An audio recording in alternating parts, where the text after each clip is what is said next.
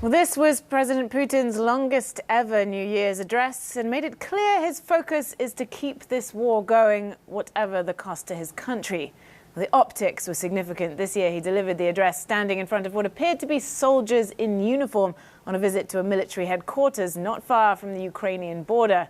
That was a stark contrast to previous years in front of Moscow's Kremlin. Well, Putin said Russia is protecting its people in its own historical territories, a reference to the regions Russia has illegally annexed in Ukraine. And he accused the West of stirring up the conflict for its own gain. The West lied about peace, but was preparing for aggression. And today they openly admit it without shame. And they cynically use Ukraine and its people to weaken and split Russia. We have never allowed and never will allow anyone to do this. The New Year holiday, the most important of the season in much of the Russian-speaking world, brought no let-up in Russia's attempts to weaken and split Ukraine. This is an image put out by the Kyiv Region Police Department showing what it says is a fragment of a Russian drone with the words "Happy New Year" in Russian. Ukraine's Air Force said it repelled 45 Iranian-made drones overnight around the turn of the new year. Authorities in the Kyiv region reported damage to infrastructure. Claire Sebastian, CNN, London. And Colonel Cedric Layton joins us now. Colonel, Happy New Year to you. I want to get your reaction to Putin's New Year's address. If you read between the lines, what is he saying? So Happy New Year, Pam. He's really looking at a false narrative, but he's trying to convince the Russian people and really the rest of the world that the Russian cause is the one that is the defensive cause. In other words, he's doing all of this because he believes Russia has been wronged. He believes that Russia needs to move forward and protect its borders. And one way to protect those borders is to prevent the pernicious influence from the West from getting to Russia through countries like Ukraine. So there's no better way to protect Russia, in his logic, than to go after Ukraine and eliminate that as a threat for Russia. And that's what he's trying to do. He's really kind of doing an Alice through the looking glass type situation here. And it's really telling how different his worldview is compared to that of, say, President Zelensky or our own worldview.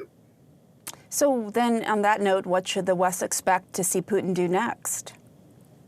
So I think what he's going to do is he's going to double down quite a bit on the kinds of things that he's doing right now. You will see more attacks on the civilian infrastructure, unfortunately. You will also see attempts, perhaps, to move Russian forces a bit forward into areas of the Donbass in the eastern part of the country that the Russians have either lost control of or have not gained complete control of up until this point. However, the Ukrainians have a lot of momentum on their side. They also have the ability to use their logistical supply chain much better than the Russians do. So the Russians are going to have some considerable difficulties trying to reach their war aims, but Putin is going to try to leverage as many different things that he can in order to, at the very least, reach a stalemate in this war. Hopefully he won't be able to do that, but that is his definite goal. Could this be the year that the offensive fails and Russia walks away? I mean, can Putin sustain this?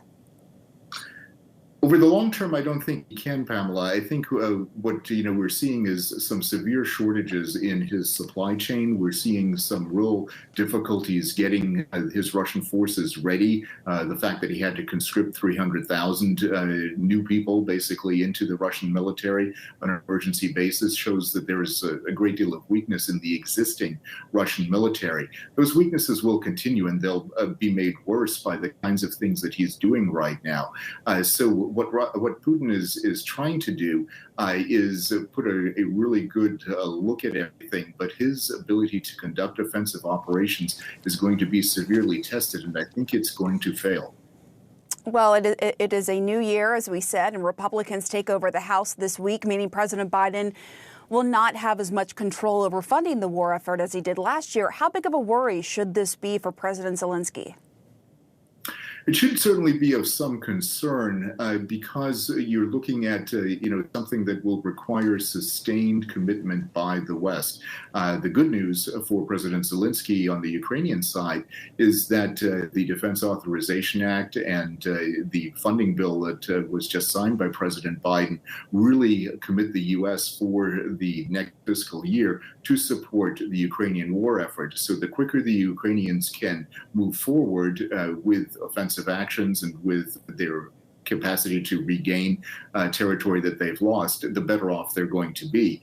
So it is of some concern, and the longer it takes for the Ukrainians to achieve their goals, the more difficult things could potentially become with the Republican-controlled Congress. But certainly the Ukrainians are in a pretty good place right now, especially with NATO's support and the continued support of the U.S. military and the U.S. infrastructure to support them.